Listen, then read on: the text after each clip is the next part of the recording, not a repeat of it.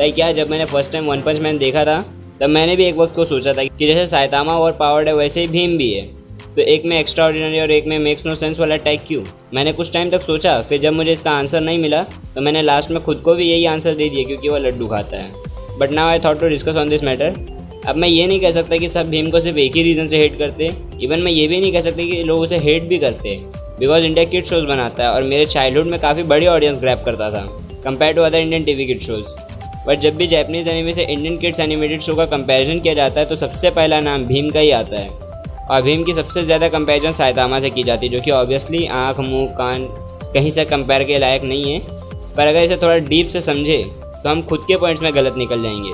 जैसे अगर हम पावर सोर्स को पॉइंट करते हैं तो साइतामा अभी तक ना ही गॉड कन्फर्म हुआ है और ना ही बॉर्न गॉड गिफ्टेड हुआ है। एंड प्लीज़ वो 100 पुशअप्स पुलअप्स और 10 किलोमीटर रनिंग वाले रेजिमेंट को पॉइंट आउट मत करना।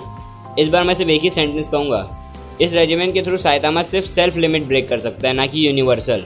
और भीम की स्टोरी इतने एंशिएंट टाइम में दिखाई है जब मैजिक एंड मिथ्स का मानना कॉमन था। उस वक्त लोगों का गॉड गिफ्टेड पैदा होना भी कोई बड़ी बात नहीं थी और भीम पैदाइशी बाल वीर था।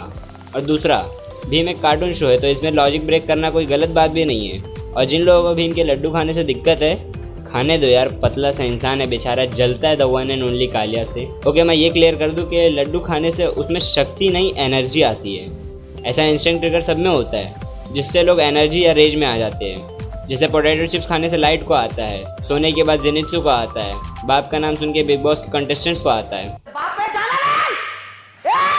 But still Bhim is not a good cartoon show. Understand why? इसके कई रीजंस है। फर्स्ट, भीम एशियन इंडिया के बेस पर बना है, जिसमें यह मैं जानता हूँ इंडिया उतना वेल कल्चर्ड नहीं था, इंडिया में काफ़ी मिथ पे बिलीव किया जाता था। बट यार कपड़ों की कंजूसी, हम मजदूर थे, लाचार नहीं। और यार हिस्ट्री खोल के देखो, पहले बल्कि फुल पीस ड्रेस चलता था, वो तो अभी 2 पीस हुआ है। एंड ये कौन सा गाँव था जहाँ राजा सिर्फ एक बच्चे पे पूरी तरह से डिपेंडेंट था? मुझे अपनी हिस्ट्री पे शक होता है यार, जहाँ मैंने शूरवीर राजा और परसिस्टेंट फाइटिंग किंग्स फोर्सेस के बारे में पढ़ा था, कहीं ये सब वचन तो नहीं है? देखना पड़ता है, सिपाही से ज़्यादा लोगों को तो 2 बाल वाला राजू मार देता है। फिर अगर हम देखें स्टोरीज तो आंख बंद करके कंप्लीट ट्रैश एट ऑल। मैं तो आज तक ये भी नहीं समझ पाया कि आखिर ये किस कैटेगरी को टारगेट करना चाहते हैं। किड्स को टारगेट करने के लिए भी उनके समझ की स्टोरी दिखानी पड़ती है, ऐसा कुछ भी थोड़ी ना दिखा सकते। एंड ये भी एक रीज़न है कि क्यों मैंने अपने बचपन में भी इस शो को ज़्यादा नहीं देखा, और वो थोड़ा बहुत भी अपने सिबलिंग्स की वजह से देखना पड़ा। ओके, मेरे पास पॉइंट्स करने के लिए काफ़ी कुछ है, बट मैं यहाँ किसी शो की खामियां नहीं निकालने बैठा हूँ। मुझे बस एक चीज़ समझाना था और उसके सारे पॉइंट्स पे बात करना ज़रूरी नहीं। But still last and main point, way of representing. और इसमें मैं कहाँ एनिमे को इंडिया के एक कार्टून शो से कंपेयर कर रहा हूँ। रिप्रेजेंटेशन में एनिमे हॉलीवुड जैसे बड़े बड़े इंडस्ट्रीज़ को पीछे छोड़ देता है। और भीम की स्टोरी रिप्रेजेंटेशन में मैं कुछ कह भी नहीं सकता, बिकॉज मुझे उसकी कभी स्टोरी ही नहीं समझा। और एनिमे की स्टोरी समरीज किसी को सुना के देखना, जैसे डीमन स्लेयर, वन पंच मैन, ओवरलॉर्ड, ऐसा लगेगा इसमें क्या खास है।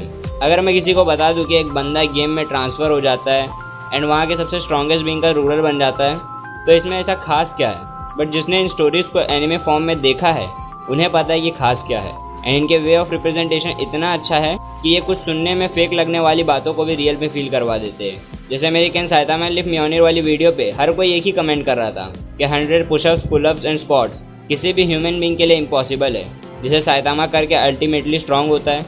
अब जिसे ट्रेनिंग की हल्की भी नॉलेज हो, वो पहले समझ जाएगा कि ये करना भले ही मुश्किल है बट इम्पॉसिबल नहीं। बट उसकी स्टोरी को ऐसे डिज़ाइन किया गया था कि सामने वाला उसे वैसा बिलीव कर ले।